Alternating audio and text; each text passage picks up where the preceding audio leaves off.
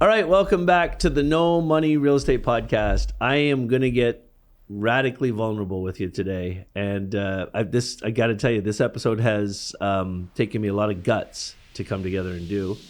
But we're going to get started right after this. Hey, my name's Ken Dunn, and I'm a real estate investor. I want to welcome you to the No Money Real Estate Podcast. On this show, I'm going to interview elite-level real estate investors from all over North America, and I'm going to help you to see one thing that all successful real estate investors have in common. They built their portfolios without using a dime of their own money. I've got a portfolio of $300 million in real estate. That includes resorts, apartment buildings, commercial buildings, and I built the entire portfolio without using a dime of my own money. Real estate is a business that anybody can get into, but the strategies that those titan real estate investors use to build massive portfolios have been kept secret for decades. Now, because of this show, I'm going to reveal them to you. So let's get started. Okay, so you probably heard a different tone of my voice as I was talking about this episode. I'm going to divulge this to you with hopes that it stops you from making the mistakes. But listen, a lot of times you hear me just talking about all the good things, right? And I was, over the last couple of days, I've been thinking, man, it's been far from good. Like the stress of some of this stuff and the mistakes that I've made. You know, in the idealistic world that we live in, we like to say, oh yeah, all those mistakes make us better, and you can't succeed without making mistakes, and it just makes everything better for everybody. But I got to tell you, some of these mistakes near ended it for me. Like it just, you get so stressed out.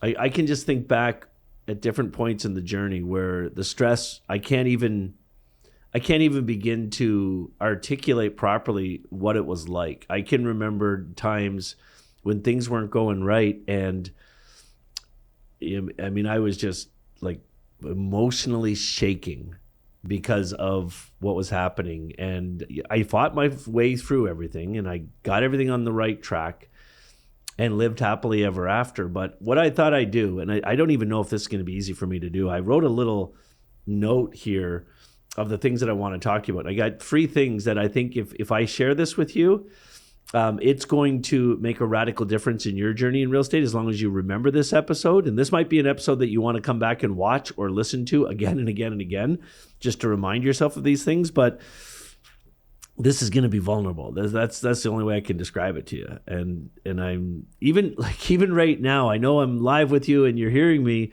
but I'm having second thoughts about even sharing this information with you right now. But anyway, I'm here, so let's get started. First thing I want to talk to you about is, I'm going to tell you a specific story, but I want to talk to you about how to avoid rushing jobs or rushing projects. So in the real estate investing world, everything revolves around us finding under market deals, right? Deals that are cheap, buildings that you can buy under value, that you can buy wholesale or whatever it is. Then you buy those properties and you increase the value of them. That's a standard next step in all these projects. You increase the value so you can either refinance it and rent it, or you can sell it and make money, whatever it is. It doesn't matter what type of real estate investing, that's what it is. But I want to talk to you about like one of the biggest single mistakes I ever made. And this was quite a few years ago, but I remember it like it was yesterday. And it just has to do with not giving yourself enough time to do things. And I think it was about 15 years ago. I was living in Ottawa at the time, and I found a little fourplex, so a building that had 4 apartments in it. And it was a smoking good deal. It was like the retail price of that building would have been like $680,000, $700,000. And I was getting it for $400,000. But I was not the fundraiser I am today. And but I just couldn't pass it up. And I knew if I was going to get this deal, I had to go in unconditionally on it because of the terms of the market and what was happening at the time. So I went in with an offer for $400,000, a 30-day closing with no conditions.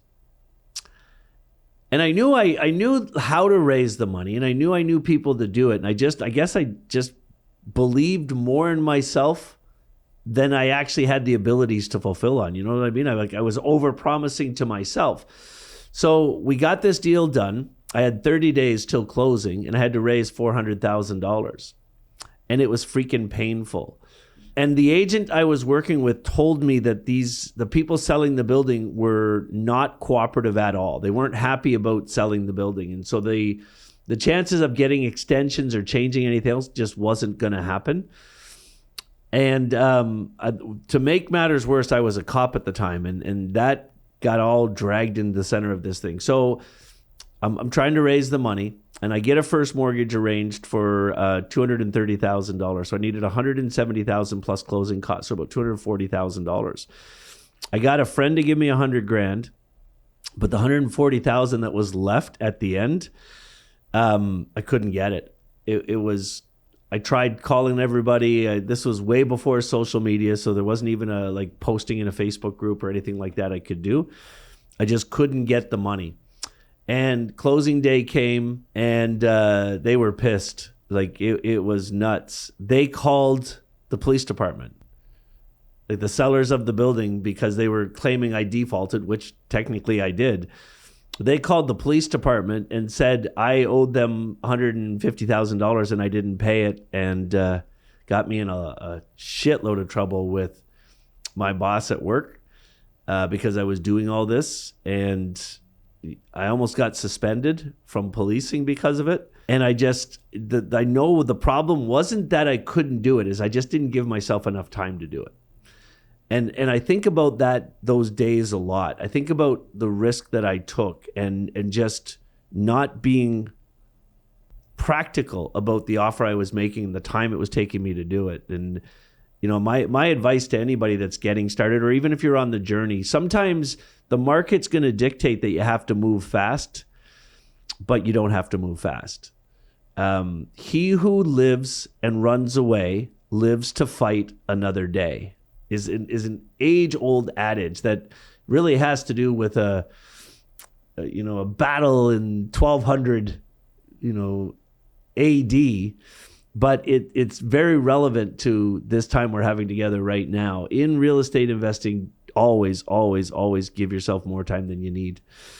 The second thing I want to talk to you about is one of my very first real estate deals, and it was a mistake. I should never have done it. I had a friend of mine. We were both cops. We worked in an area in Ottawa called The Market, and we saw all the listings coming all the time because we drove it every day. And we found a 16-unit apartment building that we loved, and we knew the money. We started doing the math over lunch one day, and we saw the money that we could make on this thing. And we just it was going to kick off about $15,000 a month in extra income that him and I would split. So an extra $7,500 a month, which is as much as I made as a cop. So we got so damn excited about it that we got an agent and put an offer in on the property, and we didn't even put an inspection condition in it. And this building was literally, I want to say 30, 40 years old. Long story short, we did end up getting an inspection. We had 90 days to close. The inspection revealed that the whole foundation of the building was done, and the building would have to be taken down and rebuilt. But we'd waived the conditions, so there was no way we were getting out of it. We tried to get our lawyers involved in it. We couldn't do it. We ended up closing on the building and sold it right away and lost about $150,000.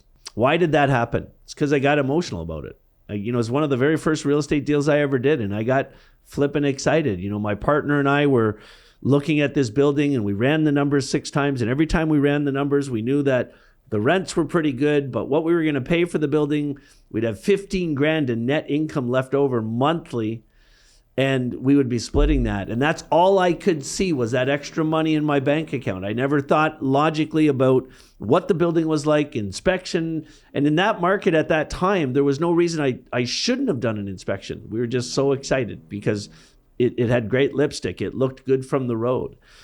So my advice, and I say this a lot, to the people that are in the syndicate, you guys hear me saying it all the time, the Inner Circle, all of our coaching programs, do not let your emotions get in the way of a deal. The third piece of advice, this is I got to tell you guys, this is painful. So I hope that, I hope nobody thinks less of me for telling you these stories, because some of them, especially that apartment building, it makes me look stupid. But anyway, Here's the third one. This is relevant today in my life. And it's relevant for a different reason. If you talk to anybody who knows me, they'll tell you that they don't know how I do so much. They don't know how I do so much in a day. They can't believe how hard I work. We make millions and millions of dollars a year in our businesses. And even my staff, the people I work with, they see how fast I move and how hard I work, and they roll their eyes about it. I hear them even talking like, why does he work so hard? He doesn't have to. And that's a benefit. That's really, really great for me. But I can tell you one of the side effects of that, of moving fast, is often I've found myself in places in my life where I convince myself that I can accomplish more than I can. And I'll give you a real example right now. I'm recording this podcast show 6 hours before I have to be on an airplane to go to Portugal on a vacation. And I'm sitting here in the office recording this podcast show, and I have not packed yet. And I have to be at the airport 3 hours before.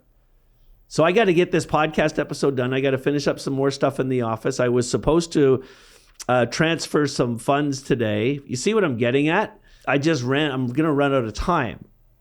But it's okay for me because now today I have a team of people that support me in everything that I do. So I can pass off a couple things to other people that I need to get done. But that always wasn't like that. So my third piece of advice to everybody is about not taking on too much at one time. And I got to go back. This would have been, I'm trying to think of when this was, 2007. So in 2007, I owned a major publishing company, and I was doing real estate deals at the same time, and I was traveling. Our headquarters was in Austin, Texas. And at that same time, we were acquiring a company. We were in the middle of a major launch of a new product in our publishing company, and we had a fire in a building that I owned, all at the same time. And I was trying to quarterback all this stuff, but at that time, I was literally a one-man show. I didn't have the team that I had today. And what ended up happening because of that is I literally had what some would call a nervous breakdown. I bet you if I went to a doctor and got diagnosed, I would have been told that I had a nervous breakdown. Well, here's what happened.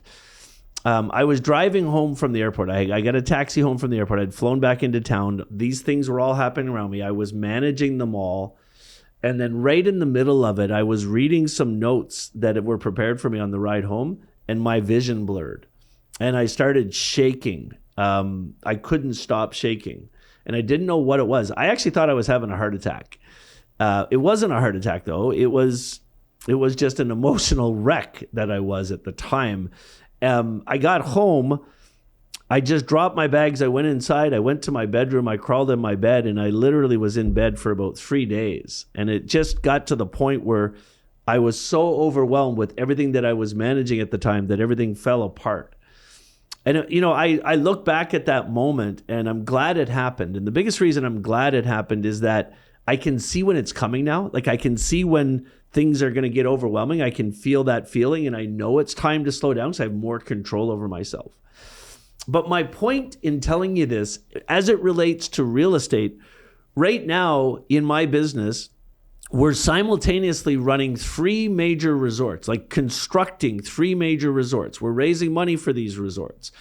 We have a training company that's growing like crazy. We are running a hot tub company all at the same time. And I look at it today and I don't have that feeling going on. And I'll tell you why I don't, even though I think it's even more work than I was just describing to you a couple minutes ago. I have an incredible general manager and construction manager running each project, and they are brilliant. I meet with them regularly, and we talk about the next couple weeks, and they know how to spend money and everything like that. We just hired a rock star manager to help me run the hot tub company that's doing freaking amazing. Her name is Lisa. I have Tammy Stanley, who is not only my right hand and the chief operating officer of my companies, and involved in all the companies with me, but she's quickly turning into my best friend, and she can read me almost as well as Julie can, and she knows when things are going good and they're not going good, and she knows how to, kind of relieve the stress. But the point to the story is, I have such an amazing team around me now that it allows me to do the work at the speed that I want to because I love to do it. And we can manage all these multiple projects. But my piece of advice to you is if you're just getting started, if you're new to the real estate game, the easiest way to win the race is slow and steady. If you want to build a $100 million real estate portfolio, one project at a time is the only way to do it. Just do one project at a time. Take your time with that project. Get it done. Get it making money. Do the next one. Keep doing that until you're making enough money that you can hire a support team of people around you to make the road easier for you. Once you get to that point, then you could think about doing multiple projects at the same time. Follow that advice, and you're going to save yourself your own nervous breakdown, and you're going to enjoy the journey a lot better. Hey, listen, if you liked this time with me today, this is probably as vulnerable as I've ever gotten on a show, and you think other people could benefit from the words we spoke about today, then do me a favor, share this video. Or if you're listening to the podcast, share the podcast on your social media channels. And if I touched you today, if you resonated with this message, then please, on the podcast, give us a 5-star review and leave a nice comment there. Let's get more people listening to this information because it's valuable. We'll see you on the next show.